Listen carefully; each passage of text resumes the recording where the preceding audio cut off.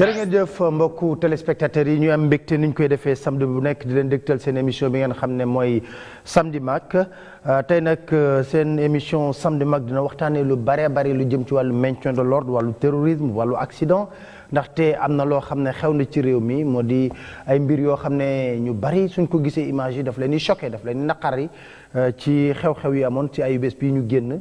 ñu fas yéene ko waxtaanee ak dal parce que dañu bëgg mu nekk benn émission didactique nit ñi xam ne li jaadu ak lu jaaduwul ñu moytandiku parce que li xewoon le 19 avril bu juróon bakkan bu rot wala yooyu dina métti sa Thiès am na ay élèves yoo xam ne benn élève terminal ñàkk na bëtam ci grenade lacrymogène kenn ki ñu damm bakkanam te élève terminal bi moom daanaka dafa traumatisé wu instant bi parce que waxtaan naak ak ay waajuram ak yooyu yëpp nekk na mbir mu doy waar loo xam ne war nañ ko waxtaanee ngir dal ci lu bare bare ak yenn forme d'arrestation yu ñuy def nit ñi tamit war nañ ko waxtaanee parce que loolu yëpp nag waxtaanee wuñ ko parce que respecté wuñu suñu force de défense au contraire dañ leen di respecté ci loolu on comprend aussi que sentiment bi mën na jékki bi ci ak esprit tendu mais ñu dellu siwaat ci viatique yi nga xam ne moom la ñuy fonctionner pour waxtaanee loolu nag colonel Abdoul Aziz Ndaw mooy sama gan tey jii ci biir émission samedi mag colonel Abdoul Aziz Ndaw ñëpp xam nañ ko ci génne woon livre bu muy wax ci wàllu sécurité génne woon ci yeneen livre yooyu lépp dañ ci dellu si waat waaye lu tax ñu gën koo invité yàgg na liggéey ci wàllu maintien de l'ordre te boobu dafa naa la gënoon a métti temps Abdoulaye Wade ba mu nekkee dans l'opposition c'était plus difficile mu nekkoon ñu yoroon jeunes yi nga xam ne ñoom ñoo doon canaliser les foules éviter loolu yëpp colonel ma nuyu la jox la kàddu gi mooy ak teg célibataire dañuy waxtaan ak ñoom. Pape Alé, merci de m'avoir invité. Je pense que c'est la deuxième fois que tu m'invites et ça fait 3 ans pratiquement jour pour jour. Hein, parce que la dernière fois c'était le 25 avril 2015. Ah oui, moi j'avais même oublié. Donc vraiment ça me fait plaisir de me retrouver avec toi pour discuter de problèmes, peut-être aussi où je peux apporter un peu de mon expertise.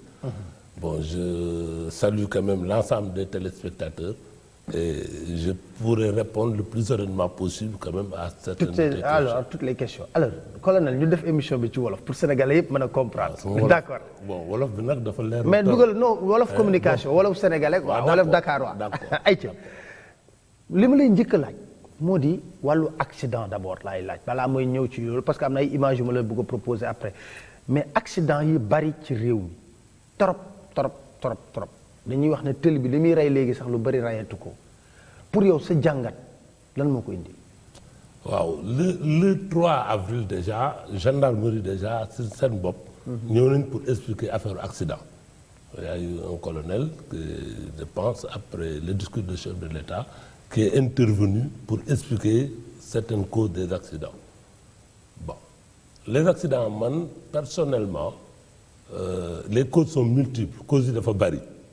cause yi am na mbirum oto yi am na mbirum tali yi am na tam mbirum nit ñi mais li si ëpp nit ñi la et si nit ñi tam il faut que Sénégal ñu am courage waxante dëgg xëy na suñu mbokku transporteurs yi du ñu d'accord si li ma wax ndax ku nekk si dëkk bi tam da ngay daan sa doole ku nekk si dëkk bi da ngay ut noo amee noo téye sa njaboot ku nekk da ngay ut nooy liggéey mais man personnellement dama considérer que Sénégal ni ñuy defee transport Sénégal rek la amul faneen man réew yu bari dem naa fa réew yu bari dugg naa fa mais le transport public c'est une concession de service public. c'est-à-dire mbirum état la état bi wala personne décentralisée de l'état muy communes yi muy maires yi ñooñu ñoo war a def transport public. ñooñu nag transport public ñoom ñoo ko war a jël concédé ko ay nit. mais fii Sénégal da nga gis ni ku jóg rek am nga sa xaalis jël nga sa taxi teg ci tali bi. ku jóg am nga sa xaalis boo jëndee sa tata jël teg ci tali bi. logique boobu de commerce mënul nekk ak logique de service public transport service public la. donc il faut que état bi tam am courage revenir sur certaines données du transport bu ñu mënoon organiser ay sociétés bon je donne un exemple concret gis ngeen temps yi Dakar dem dikk yi commencé dem ci région yi. ba léegi on touche du bois amuñu accident parce que am nañ ay normes yu ñuy respecté am na ay normes yu ñuy respecté nit ñi donc il faut que état bi jël courage am à 2 mains seet nag la ñuy defee transport suñu dëkk bi da ngay gis ñu ne ay taxi clando amul benn monde fu loolu dama jaaxal sax ay woro yu bëree bëri yoo xam ne soo xoolee seen plaque d'immatriculation ce n'est même pas de Dakar ah. voilà ay Kolda ay Ziguinchor ay TH nga ci gis ñuy def commerce ñuy def transport interurbain. voilà loolu yëpp tant que réglé wuñu problème yooyu dañuy wër di waxaat rek di wut ay solution on dit que après faute policier yi la faute gendarme yi la faute tali yi la mais système bi si boobu moo baaxul. dégg nga bu fekkoon mën nañu regrouper transport yi transporteur yëpp ku bëgg a def transport ñu def ay sociétés yu am doole def concession yu am doole ñu ne bon telle société mooy def Dakar Saint-Louis. ñu seet ñi bëgg def Dakar Saint-Louis société boobu nag lañ siy jëndee ay action nag la ñuy kii ñu régir ko gérer ko avec des normes. en toute transparence. ut ay nit yu am compétence chauffeurs yi ñu former leen. chauffeurs yi itam xam ni ils sont responsables de certaines choses. ñu am ay sanctions am ay lii yoo xam ne du question police wala gendarmerie loolu pour man loolu lañ mën a régler problème transport. permis à point yi ñuy wax parce que dina régler problème bi. permis à point dëkk yu bari am na fa. mais fii Sénégal tam suñu système dafa informatisé wul trop wala suñu système dafa demul ba nga xam ni permis à point mën nañu ko def. damay jël benn exemple amende forfaitaire mooy ku def infraction da ngay fay gendarme bi wala nga fay policier bi. loolu déjà c'est un système boo xam ni mën nañ ko changer. nit ki dem boo amee infraction nga dem poste. wala nga dem fisc nag la tudd encore trésor nga jënd timbre trésor nga ñëw nga fay comme ça gendarme bi si boppam du mooy jot xaalis policier bi si boppam du mooy jot xaalis mais système bi mën nañu ko def ba nga xam ni ku ñu dëgg infraction dinañ jox sa amende nga xam da nga am amende ñu am ay nit yoo xam ne dinañ ko topp ba yow sa amende di nga ko fay loolu nag après bu ñu ko defee permis à point dina mën ñëw mais yooyu yëpp c'est des systèmes qui vont de pair c'est des systèmes qui vont de pair du dëgg mën na def permis à point waa ji tey bu fekkee permis à point wóor na ko day perte pair même mu war a négocier ak gendarme bi loolu nga xam ne warul am mais loolu yëpp ay système la yoo xam ne tey il faut ñu étudier lu bari. mais loolu tam il faut que comme je dis le transport public parce que problème bi yëpp ci transport public yi la am. camions yi ni ñuy dawee autocar yi ni ñuy dawee te lu ci ëpp nekkuñu aux normes. da ngay xalaat sax nii nag la ñu def ba am. visite technique nii nag la ñu def ba am loolu yëpp ay responsabilité état la nag.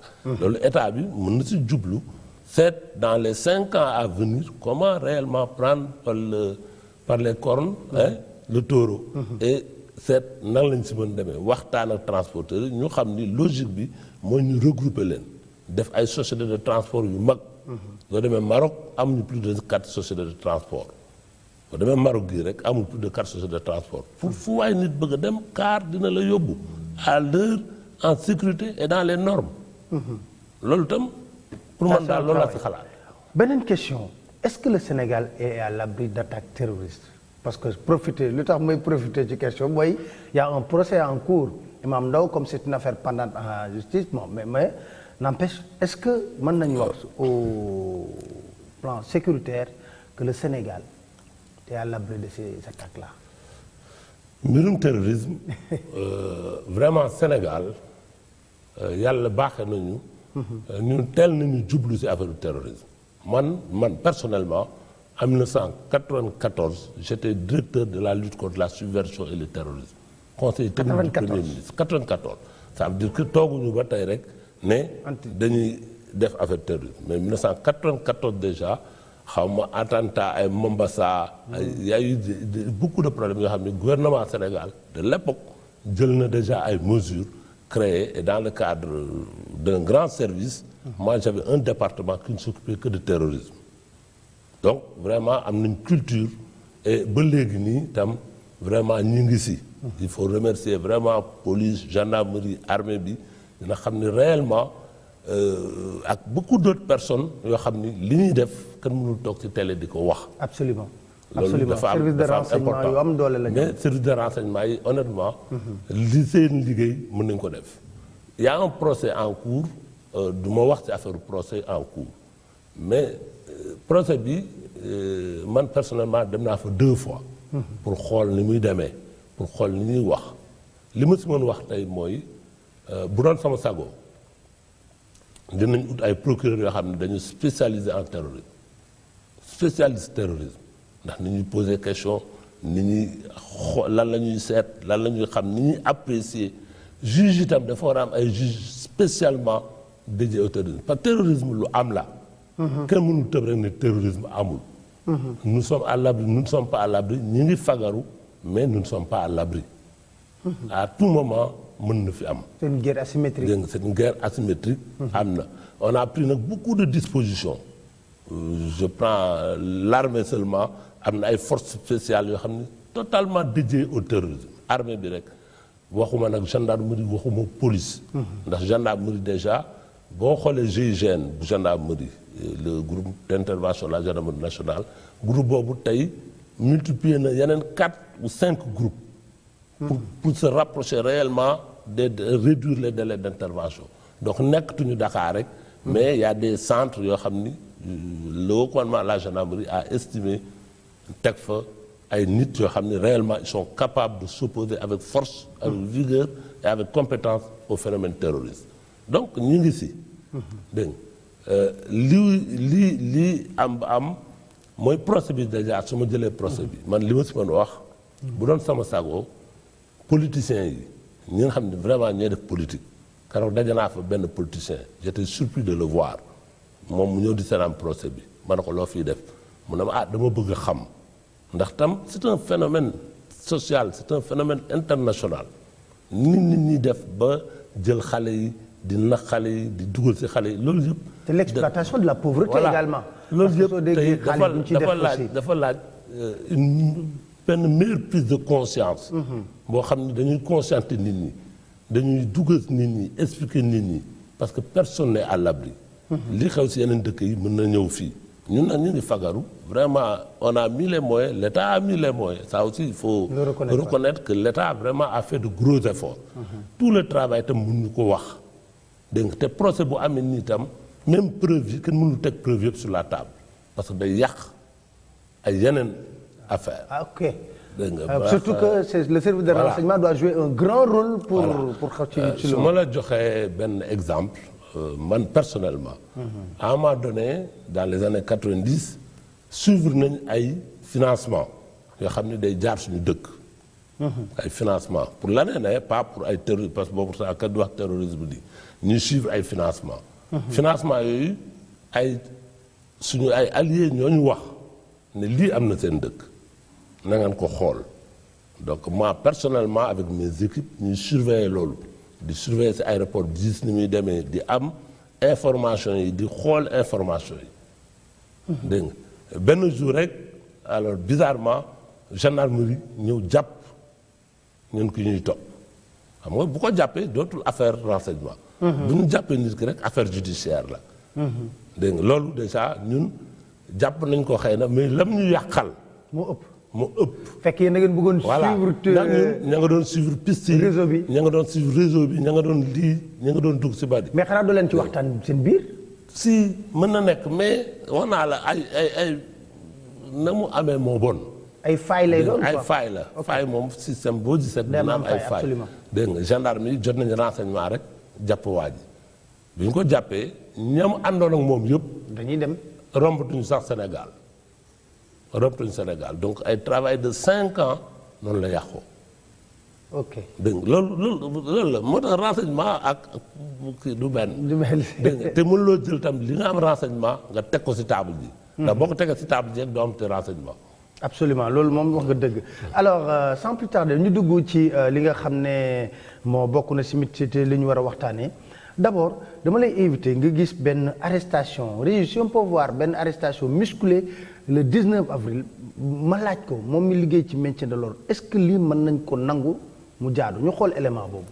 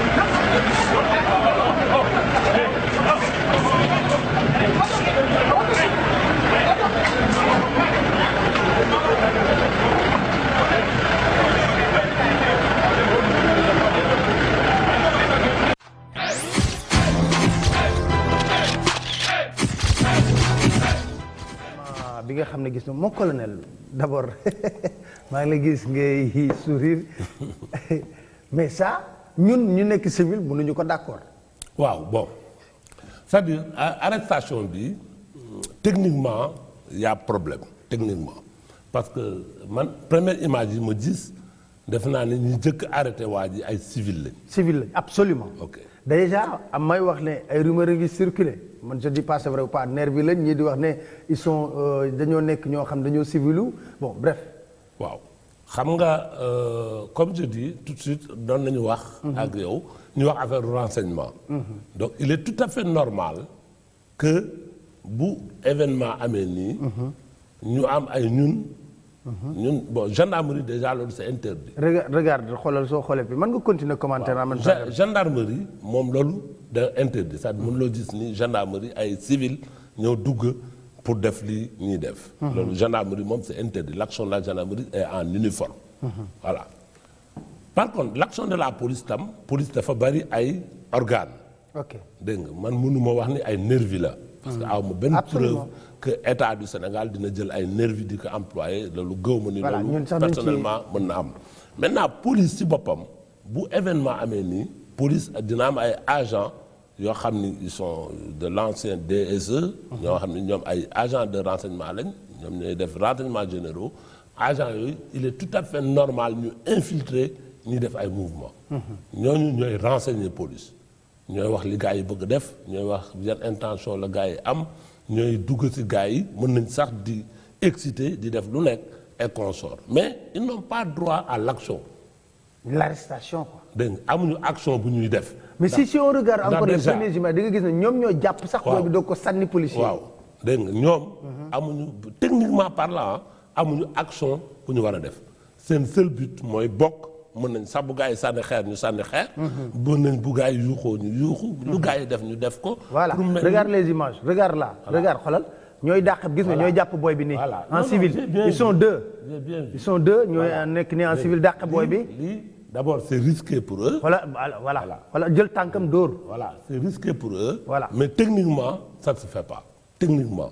ça c'est une bavure bu fekkee ay policiers lañ ils risquent eux-mêmes leur vie pour ça. c'est-à-dire techniquement la ñu war a def ak lii du benn war ñu jàpp kenn. ñiy jàpp dañu nekk ay policiers yoo xam ne dañ sol tenue ñu xam ne ñii ay policiers lañ dégg nga dans le pire des cas dañuy takk seen brassard ne ay officiers de police lañ wala agent de police lañ. dégg nga mais ñoom ñi nekk civil daal li ëpp mooy ñu renseigner wax li xew wax fi gars yi pare dem wax li gars yi donc dañuy bokk ak gars yi.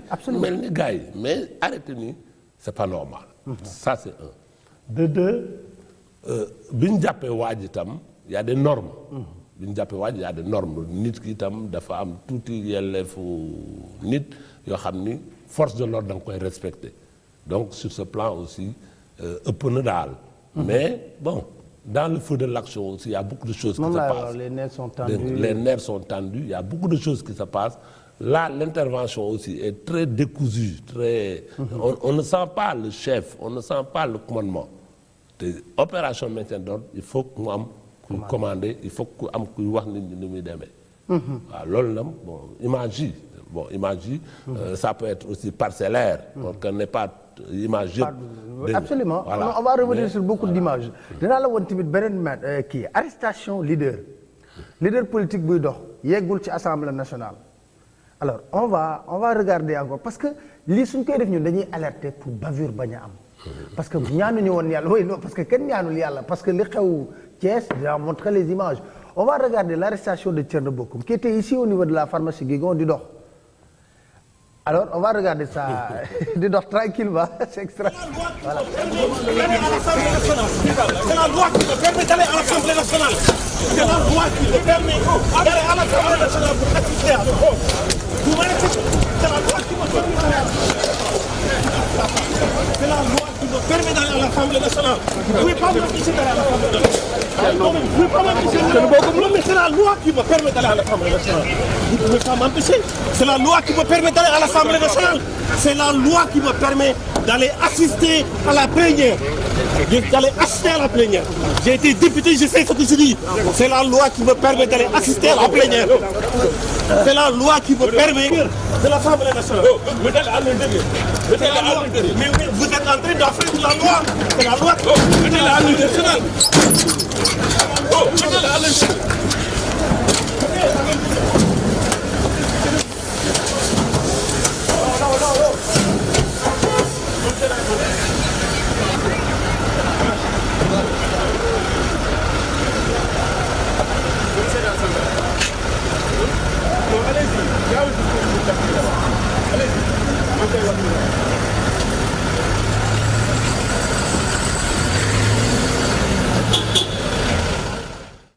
Très bien alors.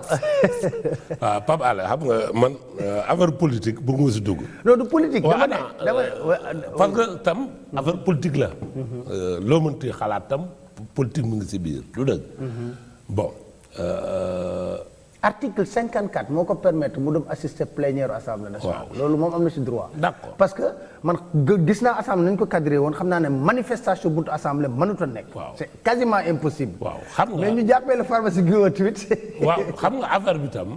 affaire bi xam nga police moom accusé ko dafa yomb. policier absolument mais bien sûr police gendarmerie accusé ñu dañu yomb. moo tax affaire yi bu amee dafa am responsabilité état bi. am responsabilité opposition bi. am responsabilité force de l'ordre. du dëgg. les forces de l'ordre ils ont reçu des instructions dañu jot ay instructions du dëgg maintenant instructions yooyu d'abord je pense que la manifestation a été interdite. loolu lu leer la ñëpp. bon on peut revenir pas on va revenir en dehors des images on peut revenir sur le régime même de tout ça wante bu ñu interdire manifestation nii ça veut dire que ku bokk ci manifestation bi rek attroupement la attroupement armé attroupement non armé ku ci bokk rek attroupement la bu attroupement amee itam la seule réaction la plus plausible des forces de l'ordre mooy jàpp les leaders qui sont à la base de l'attroupement. maintenant jàpp leader yooyu c'est parce que technique la tam dañu naan bu leader yi demee bu gars yi leader amuñu ku leen guider. ah ça c'est des stratégies. dégg c'est des stratégies. police li mu def nii stratégie la rek parce que bu jàppee leader yëpp légal na légalul loolu laneen la loolu man du ma si dugg. dégg nga mais. bu jàppee leader yi rek automatiquement foule bi parce que la foule moom foule dafa amul âme foule du comme benn nit buy agir foule moom day am rek lu ko yóbbu. tey kii da ko yóbbu droite kii yóbbu ko gauche dégg nga kii ne leen taxaw leen ñu taxaw tu ne sais même pas ci ban logique la ñuy nekk. mais am na toujours ay nit yoo xam ne ñoom la ñuy déglu nit ñooñu nag techniquement il faut les boo leen empêcher ñu def loolu. gañe nga guerre bi. mais mon colonel est-ce que c'est normal. leader bu génn këram. waaw dégg la c'est la normalité lu normal ak lu normalul man yàgg naa ne man du ma procureur man gendarme laa. dégg nga dama jot ay instructions. instructions yi may jot. na rester à la limite de la légalité. parce que lii dafa war a am suite. Thierno Bocoum on l'arrête. Idrissa Seck on l'arrête. dégg nga. on le garde à la police école dañ ko déférer loolu mooy logique bi c'est-à-dire. mais ils n'ont pas été déférés ils ont été libérés après. oui mooy li ma la wax c'est-à-dire dafa am régime de garde à vue. xam nga doo tëb nii rek nga jël ko garder ko à vue nit boo garder à vue dafa am lu mu def. tu comprends kenn bokku bu ko policiers yi jàppee comme ça automatiquement garde à vue la. waaw sa liberté est restreinte donc dafa am lu ñu ko reproché. dégg nga gendarme bi policier bi du ñu juge. absolument du ñu juge du ñoom ñoo naan lii baax na wala lii baaxul ñoom dañ leen di wax defal ñu def. jàpp leen ils arrêtent bu ma fa nekkoon tam man dama koy jàpp parce que ay instructions yi ma jot la c'est-à-dire il faut aussi. mais man dama dégg ñuy wax ne tamit instruction dafa war a obéir tamit. waaw mais à des normes. mais non ñu ngi si normes yi. policiers yi loo xalaat ba xalaat ñu ngi si normes yi. bu doon gendarme parce que policiers yi encore ñoom ay ordre la ñuy jot bu doon gendarme tey bu fekkoon gendarmerie moo ko jàpp nii ça veut dire que gendarmerie préfet bi jox na ko réquisition d'abord pour gendarmerie taxaw foofu après préfet bi jox na ko réquisition pour employer la force. dégg nga emploi force boobu nag mooy indi lii. dégg nga nous am nañu responsabilité ma ne bu ñu ñëwee naa la wax lii suñu responsabilité. du dëgg. mais boo jàppee gars yi nii automatiquement garde à vue la il faut un officier de police judiciaire di jàpp le notifier que vous êtes en garde à vue lii nga def avertir procureur de la République dans l'heure na ko Thierno Bocoum jàpp nañ ko parce que lii xam nga loolu def nañ ko defuñu ko man mënu xam dara.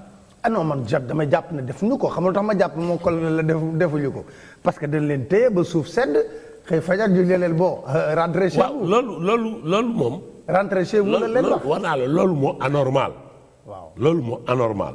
c'est-à-dire régime garde à vue procureur bi tam mën na toog il ne juge pas opportun de les poursuivre. loolu tam mën na am. procureur bi ne non c'est bon il faut les libérer.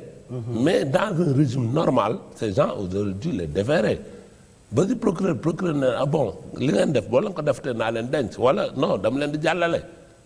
loolu moo normal waaw parce que policier la rek. mun loo ko laaj loo xam ne moom du juge du kii. moom ordre ya mu jot ay autorités yu légal ay autorités yu constituées ñoo ko jox. colonel je vais faire de la provocation manifestation. est-ce que tey jii réew mi fu mu toll. manifestation. war nañ ko mën a interdire xam nga tax ma wax loolu. ci constitution bi droit la benn. ñaareel bi tamit ma wax la benn mbir. xoolal démb autorisé nañ une manifestation des pro Khalifa. c'est passé presque inaperçu. waaw léegi dañ koy interdire ne su fa trouble à l'ordre public. bés bu gars yi forcé ñu génne lu ëpp loo xam ne buñ ko defoon lu manifestation bi jaar normalement kenn du ci yëg dara. waaw loolu tamit damay dégg gars yi di ko ñaxtu ne Sénégal war na dépasser image yi ñuy gis. waaw xam nga bon kon ça nous permet. ñu wax affaire manifestation yi. constitution bi si boppam moo garantir le droit de manifester. vraiment manifester lu normal la maintenant dafa am responsabilité gouvernement bi. am responsabilité ñiy manifester. am responsabilité force de l'ordre yi. responsabilité gouvernement bi tam il faut que ñu ubbi tuuti. il faut que ñu bàyyi nit ñi ñu manifester. xam nga Abdoulaye Wade waxoon na fi ku am lu la naxari nga takk sa bandeau bu rouge xam nga ba léegi juste kenn ku takk bandeau bu rouge ñu am problème. amul. mais même mieux Wade avait autorisé en janvier 2012 ou décembre 2012 chaque jour des regroupements au niveau de la place de l'Obélisque. waaw attends rek pendant un mois te amutoon benn problème. force de sécurité c'est-à-dire donc régime bi le gouvernement ne peut pas systématiquement dire que je refuse toute manifestation. Ça c'est l'expression de la liberté il faut que nit ñi manifester dégg nga et loolu tam am na tuuti frilosité boo xam ni da ko jarul. mën nañ bàyyi ñu manifester gars yi bu ñu demoon assemblée ba def lu leen neex tam du tere force de l'ordre yi nañ leen téye loolu moom c'est sûr et certain donc loolu pour man personnellement ça me dérange pas en tant que ancien chef de gendarmerie ñu bàyyi nit ñu manifester loolu moo war a nekk régime normal. interdiction dafa war a nekk exception. loolu donc ça c'est une responsabilité boo xam ne gouvernement bi en tant que gouvernement war na koo xoolaat.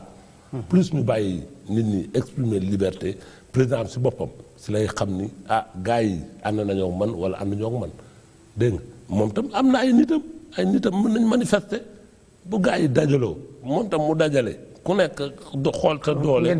ñu pesante loolu mooy démocratie. loolu bu ñu ko defoon di nga gis ni dinañ économiser affaire yu bari dinañ économiser grenade dinañ économiser lii dinañ économiser là lu bari. maintenant ñuy manifester tam dañu am responsabilité.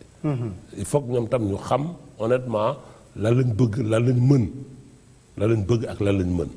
manifester tam du jël ay xeer di sànni manifester du toj ay kaar manifester. du yàq. manifester bu ñu ootee réellement ne dañuy def rassemblement de telle heure à telle heure partout dans le monde ça se voit. dégg nga Wade moi j'aime bien Wade parce que taam laa fekkee. je me rappelle ay 97 98. Wade rassemble na 3 millions de personnes sur la place de l'Obélisque centenaire bi yëpp ba place de ñuul ak nit ñun gendarme on était impressionnés mais nit ñëpp ainsi de suite mais putain y a pas eu de dégâts. boobu yow yaa yoroon troupe bi foofu. non moi j'étais déjà au ministère. Mais honnêtement ça s'est bien passé. Il y a eu le cas de l'Obélisque, l'opposition là, en 2012 avant. Ceux qui sont au pouvoir aujourd'hui qui étaient dans l'opposition. Avant les élections. Mais ils ont fait ainsi de suite. Pendant 2 semaines qu'il y a eu un accident malheureux, il y a eu un mort, on salue son âme. Mamadou Diop. Mais il n'y a pas eu une action des forces de l'ordre pour le tuer. Tu comprends? C'est-à-dire il y a eu peut-être on ne maîtrisait pas bien le dragon là, peut-être qu'il y a une mauvaise manœuvre. Moudalsi, il y a eu un accident. Mais le policier qui est responsable de ça, je ne pense pas qu'il ait voulu volontairement ainsi de suite. Mais ça se passait bien. Ça se passait bien. Le commissaire Arona Sylla, mais il a été très professionnel. Il a été très professionnel. Comme moi, j'aurais été à sa place, comme Kanen Kounekon place, non l'a fait. Donc, opposition bitam.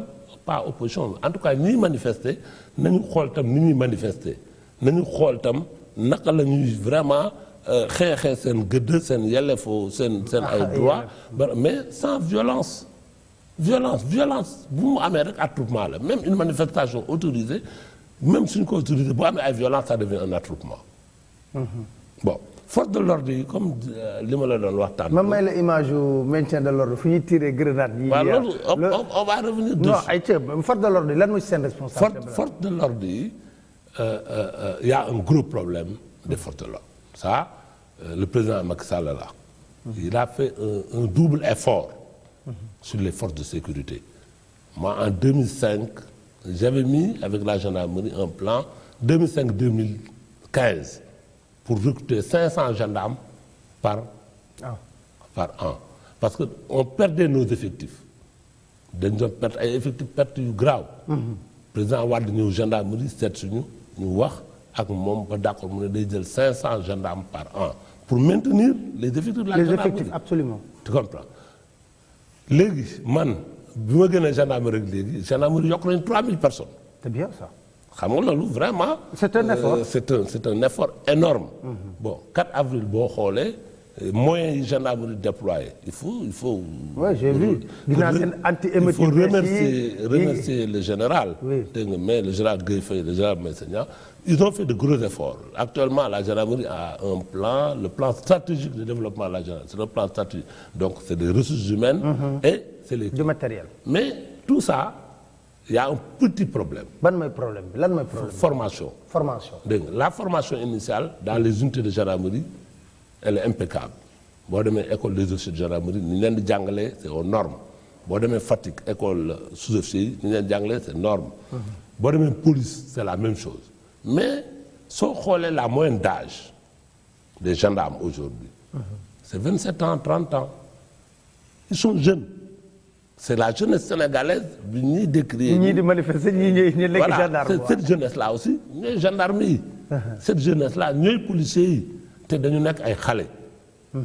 Des xalé nak dañ leen wara tagat, c'est-à-dire ni leen di tagaté du jangal leen école ba rek et puis dugal leen ci biir affaire bi. Ba ces policiers bi comme ton cas, mu talal sa grenade là, di tirer, c'est qui? Il y a un problème de formation. Grenade da ko war a sànni affaire air la affaire gaz la gaz bi mélangé ak air bi rendre l'air un peu irrespirable gars yi daw mais boo jëlee même xeer nga sànni ko directement nit fu mu ko dal da koy gaañ alors léegi nag grenade bi di nga ko employé ni projectile la mook bal mooyam. Ok alors ñu xool élément boobu maintien de l'ordre ñu xool quelques éléments par rapport à ça c'est important ñuy ñëw lii yëpp c'est didactique ñuy jàngale pour manifestant tamit jël seen responsabilité ñii di assurer tamit le maintien de l'ordre jël seeni responsabilité pour ñu bañ ay bavure ñu seetaan élément boobu.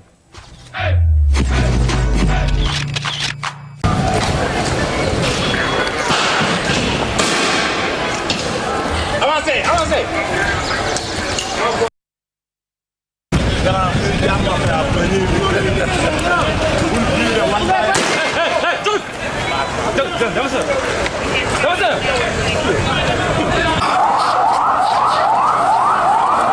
mooy tool góor gi ngi sànni ay xeer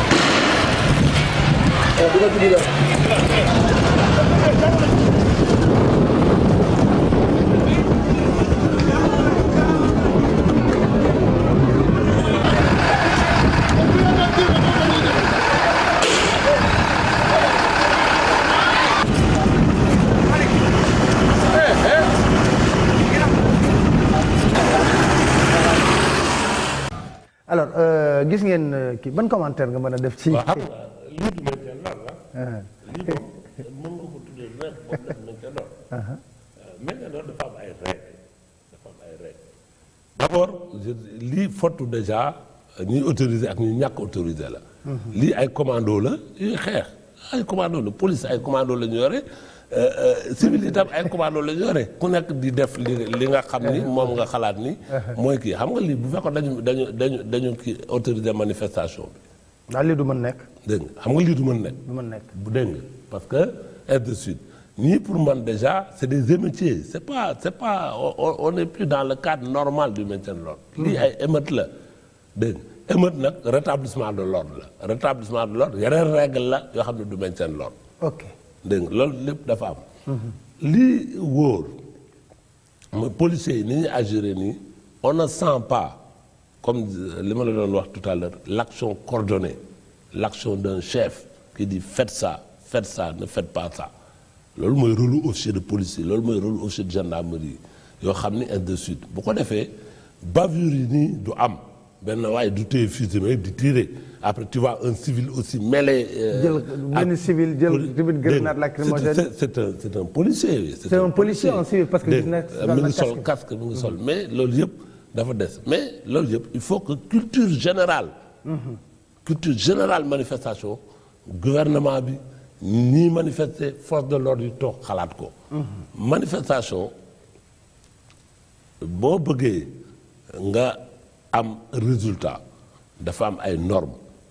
gis nga France am na la ZAC là mooy aéroport bi ñu amoon. waaw absolument. Il y a 700 personnes là-bas qui sont des perturbateurs qui sont pires que les émeutiers là ils sont armés ils sont tout le gouvernement français a mis 2500 gendarmes donc 4 fois. plus que pour les déloger te pourtant dina metti mais li mu metti yëpp da nga une action compacte des gendarmes doo gis mu benn action benn nit. isolé. action isolée maintien d'ordre fu mu am rek mu am la preuve fii on a tué un policier. waaw on a tué un policier là. Colobane. à Colobane parce qu'il s'est retrouvé isolé ni policier di def nii facilement un peut s'isoler là-dedans. un peut isolé. mais isolé gars yi seen xeex il sera obligé de faire usage de son arme wala mu def leneen loolu moo tax il faut que culture générale bi.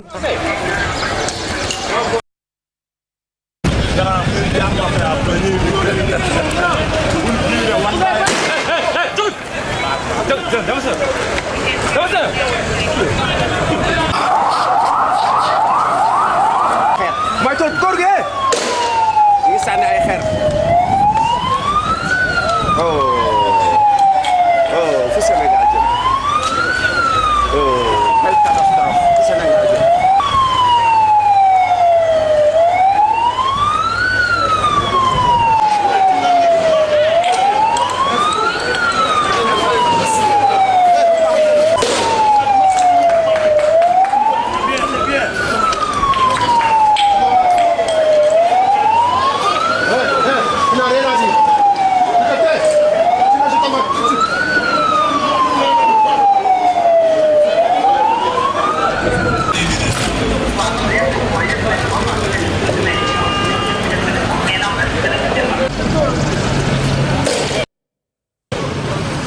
voilà on revient sur ce plateau yaa ngi doon wax léegi ne lii rétablissement de l'ordre la mais du moitié te ay émeutiers la. ay émeutiers lañ c'est-à-dire dégg nga parce que tam li ñuy agir xeex la dafa mel ni guérilla la quoi. affaire ay commando la police li muy essayé def nii mooy contrôler benn zone police day essayé contrôler benn zone donc dañuy déployer wu alors que loolu nag dootul maintien de l'ordre ñii ay émeutiers lañ. police mënul am réaction bu dul réaction bi réaction bi peut-être mais la réaction elle n'est pas coordonnée. Il aurait fallu plus de coordination. donc commandé ko. mais lii moom mooy indi bavure. waaw ba tey lii mooy indi bavure. très rapidement. très rapidement c'est possible. moom mooy indi bavure très rapidement. des deux côtés ah. des deux côtés bien sûr. ça veut dire que le policier mën na isoler. manifestant yi song ko dans des conditions yoo xam ne il est obligé d'utiliser ay armes. armam waaw. dégg nga manifestants yi itam ils peuvent se retrouver dans des situations yoo xam ne réellement ils courent des dangers. ils courent des dangers absolument. alors ci loolu danger boobu ngay wax sax ci question de maintien de l'ordre je vais vous montrer une image l'image nag va choquer. l'image va choquer je vous assure et puis dañuy excuser wu mais dañ ko def voilà regarde kii c'est mooy élèves yu doon manifester kii bakkanam moo damm kenn ki perte na bëtam ñuy masawu xale yi ki perte bëtam ça c'est sur le lit d'hôpital ki perte bëtam c'est un élève en classe de terminale S ça c'est à Thiès donc mu nekk ay images yu choquantes mais il faut que ñu wone ko pour ñu mën a dellu siwaat xel yi parce que vraiment usage à force wala tamit jaru ko pour des élèves ah mais colonel wal ah non non l'usage de la force c'est-à-dire tam état dafa am puissance oui mais war na état dafa am puissance état moo am puissance am force légitime d'exercer la force jusqu'à l'exécution des armes même état mën na ko def xam nga personnellement xaw ma circonstances yi indi lii. ay boy yu doon manifester la. et c'est des élèves ma wax la circonstances yi ay élèves Thiès yu doon manifester après ñu user grenade lacrymogène moom déflagration am benn kenn ki ça c'est 2 jours d'affilée. kenn ki bakkanam moo njëkk a toj. ñu ci grenade bi moo ko toj keneen ki bëtam la affaire bi dal. waaw donc mooy c'est-à-dire grenade yi boo ko employé ni mu warulee. automatiquement day nekk projectile. boo ko employé ni nga ko warul a defee day nekk projectile dégg nga parce que grenade yi fusil moo koy lancé fusil bi bu koy lancé force la koy lancé doole dëgg la koy lancé donc day nekk projectile. moo gën a grenade bi moo ëpp doole xeer. donc grenade boobu bu fekkee dañ ko def tir tendu dafa am ay tir courbe. tir courbe mooy ci kaw tir courbe lañ ko war a tirer c'est-à-dire da ngay forceps dafa war a yëkkati ay loxoom. tirer ni mu dem affaire bi tiim nit ñi. gaz bi wàcc. balaa moo laal suuf explosé na. dégg nga wala tam mën na ko sànni su suuf. waaw sànni su suuf. dégg nga moom la ñu woowee ñun cuuraay bi. voilà donc yooyu yëpp am na ay technique dégg nga mais boo ko dóoree de façon tendue tir tendu ku mu dal mën nga sax dee. mais est-ce que dafa am différents types de grenades. bon xam nga tax ma wax loolu wala tam man. parce que tax ma wax loolu dama gis sax même j'ai des images wane nañ ko ay policiers yu souffrir ci grenade bi. yi ñu doon utiliser bi. waaw parce que wax naa la grenade atmosphère la. dégg nga policiers yi sànni grenade yi déjà war na nekk à distance. de sécurité. bu fekkee ñoom dañuy sànni grenade daw dugg si les mêmes effets. day am si ñoom donc tout ça y a des problèmes de technique qu'il faut revoir. policiers ils sont jeunes. c'est de jeunes policiers c'est un effort du gouvernement. mais il appartient nag aux autorités de la police ñu gën leen tàggat. c'est important dégg nga tàggat boobu je donne l'exemple de la gendarmerie. Gendarmerie actuellement dañu bari ay missions à l'extérieur. donc le personnel se renouvelle très vite. 1000 dañuy génn Fatick ñu yóbbu leen Mbao ñoom ñooy les jeunes gendarmes d'intervention donc ñoom ñooy def liggéey bii. c'est des jeunes gendarmes ñun liñ si jublu mooy. teg leen foofu di leen tàggat.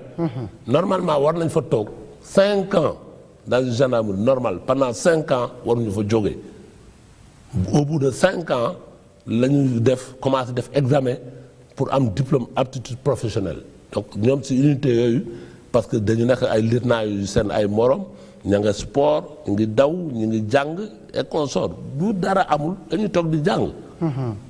dégg nga loolu mooy formation continue bi loolu mooy assurer que waa ji bés boo ko tegee ci tali bi dina respecter ay normes gendarmerie mais bu fekkee dafa génn Fatick rek nga dugal ko automatiquement moom de tàggatam des na. très bien alors mais kon bëggoo sax ñu wax ci livre yi nga bindoon mais il faut ñu bind ko parce qu'il y a des accusations graves yoo xam ne porté woon nga ko contre des personnes mais bon c'est resté lettre morte ça aussi. waaw mais ça aussi man je ne veux pas revenir dessus. waaw mais non tu ne reviens pas dessus mais de manière globale aussi c'est bien pour un corps aussi sensible que la gendarmerie nga porter ay accusations sur des personnes qui sont encore là qui sont bon sans suite. waaw mais comme je te dis man du ma procureur man du ma procureur man xam nga def naa li ma def armée dafa am ay règles man bind naa sama livre noonu dañ ma jàpp ne ma rab tëj ma noonu. mais li ma def lañ ma tëjee. li ma def man maa ko def man maa ko tey def ko ñu ne ma rab c'est normal loolu man. assumé nga ko da nga assumé naa ko.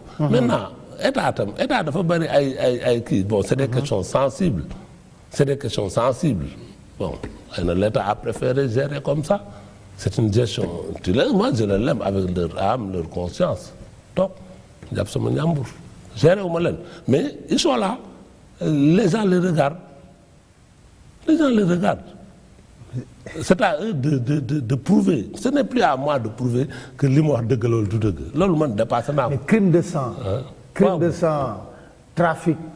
waaw ba yëpp mi ngi ci. waaw ba je suis pas procureur.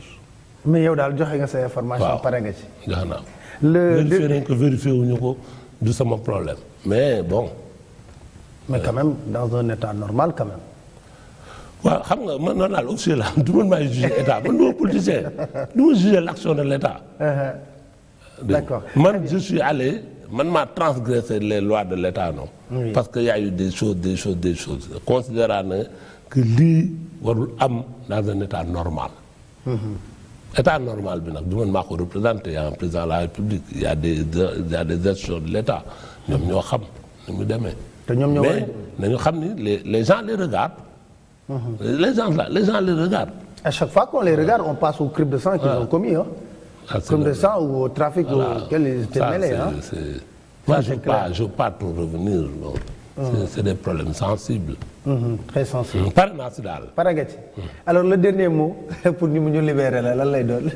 Bon, non, d'abord je vous remercie Pape Alé de m'avoir invité et puis bon de débattre un peu de ces problèmes-là. Parce que ces problèmes-là aussi, il faut considérer que gendarmerie, police souvent ñoom pour ñu wax xëy na man mën naa léegi yaa ngi retraite bu la neexee maa ngi retraite mais nag c'est bien parce que xam nga lu tax c'est bien. parce que mais man dama jàpp gis naa commissaire Sadio mi ngi wax. yow yaa ngi wax keneen di wax bu yàggee je pense que dinañ am benn masse critique boo xam ne peut-être aussi dina tax nit ñi gën a xam ne li nga wax nii offensé woo fi kenn laaj na une formation ñëpp d'accord nañ ci kenn su par exemple. imaginons rek 19 avril bi passé yàlla bu mës a am fii ci réew mi ñu déggoon ci mort d'homme day garaaw. waaw day garaaw. mais loolu yëpp c'est-à-dire ñun dinañ def ba c'est-à-dire Pape Alé déjà moi je remercie la gendarmerie. Absolument. xam nga actuellement damay dellu gendarmerie di jàngale. ça veut dire que au moins maa ngi jàngale biir gendarmerie donc sama savoir tam maa ngi dem di ko joxaat di ko partager. loolu dafa am importance pour man personnellement. Et puis la confiance aussi que le commandement de la gendarmerie ma ne ma non dama jàngale lii bon ça veut dire que c'est bien au moins wóolu nañ ma ci dara. loolu dafa am importance dégg nga maintenant ñun aussi on est dehors mais man je suis gendarme à vie.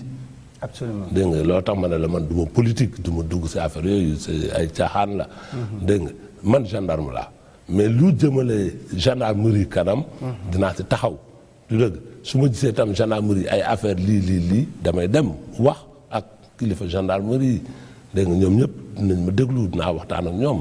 dégg nga dinañ partager ay idées dégg nga y a beaucoup de choses yoo xam ne à la gendarmerie aujourd'hui mais on avance c'est bien am na yoo xam ne d'accorduma ci personnellement am na yoo xam ne d'accorduma ci am na yoo xam ni pour man. il faut que ñu xoolaat ko du dëgg. recrutement bi non si y a pas de problème. recrutement bi bon on prend 1000 gendarmes dégg nga 1000 gendarmes yi nañu gën a xoolaat ñan la ñuy jël nañu gën a gëstu nañu jël temps gëstu xam nga dañu yàkkamti ne léegi waaw gouvernement bi ñun am nañ problème effectif jox nañ ñu pour ñu am nañ autorisation pour recruter 1000 mais 1000 yooyu. nañu jël suñu temps nañu xool nañu employé suñu ancien commandant de brigade yi nañu employé ay nit nga xam ne ku nekk dinañ def enquête ci yow. ba xam ne yow mi mu nga nekk gendarmerie. parce que bavure yi li koy indi tam mooy manque de formation bon l'éducation yar xam nga nit ki tam il faut nga yaru sa kër il faut que école bi yar la loolu yëpp tam dafa am importance donc gendarmerie avant loolu yëpp dañ koy xoola dugg si donc y a des efforts qui se font mais efforts yooyu ba léegi il faut que ñu gën ko continuer il faut que ñu gën a strict il faut que ñu yokk rigueur gouvernement bi def na effort jox nañu ay personnel mais personnel yi il faut dégg bon boo déggee tam ñu wax ay accident ay auto gendarmerie wala lii wala laa suñu ay chauffeur nañ leen former nañ leen obligé ñu respecter la loi. dégg nga je te donne un exemple il y a déjà la polémique sur accident bi am meurtre bi am décès bi. avec le motard il y a pas une semaine. jour laayeen yi la. man foofu laa dëkkee. waaw je sors ma ñëw ba rond point yëngu leen. je tombe sur une escorte gendarmerie. man maa ngi ci biir rond point bi maa ngi ci biir. gendarme bi xamul lan la war a def. man mii gendarme xam naa ne kii il est dépassé par les événements il sort mu commencé di ñu yuuxu di ñu harceler ma ne ko jeune homme boo defoon lii pourtant problème bi réglé mu ne mu bëgg ma ne ko déet ancien colonel là mu ne ma amee lu sama yoon man. xam nga loolu problème de formation des na école bon après on s'est parlé je lui ai expliqué dem naa ba ci moom ba ñu gisee toog ma expliqué ko. mu ne waaw mu ko li nga wax dëgg la parce que formation bi il faut que toujours ñu continuer ko te ñun ñuy retraité nii ñun ñu xool ñun ñoo mën wax ak gars yi ne leen non li des na da ngay gendarme day wàcce rek outil la joxoñ la yow bu la arrêté da lay joxoñ policier bu la arrêté da lay joxoñ c'est des fautes très graves parce que respect droit de l'homme foofu lay commencer. Le gars il doit venir avec une attitude respectueuse saluer le contrôle gendarmerie waxante ak yow lu correct laaj la sa këyit yow tam nga mën wax moom correctement. mais bu la joxoñee nga ne ko bu ma joxoñee. coow la am. histoire am. bu yàggee léegi ñu ne la outrage à l'agent foog te rapidement yooyu ñu. problème boo demee gendarmerie yoo xam ne mën na ba dugal la ci biir vraiment il y a eu beaucoup d'efforts qui sont faits. mais efforts yi ñun tam suñu bopp am nañ ñu war a. donc c'est sur le plan humain que lañ war a yokk lu bare. Merci beaucoup mon colonel merci beaucoup vraiment de la disponibilité ak ñëw leeral yu am solo yi nga indi woon on va faire une petite pause parce que demoon nañ tamit seeti le président de Bokk Gis Gis Pape Diop seq ak moom waxtaan au plan politique bu ñu paree ci Pape Diop on va venir nag rendre un hommage à Habib Faye mais on regarde d'abord l'élément de Pape Diop et on revient sur ce plateau.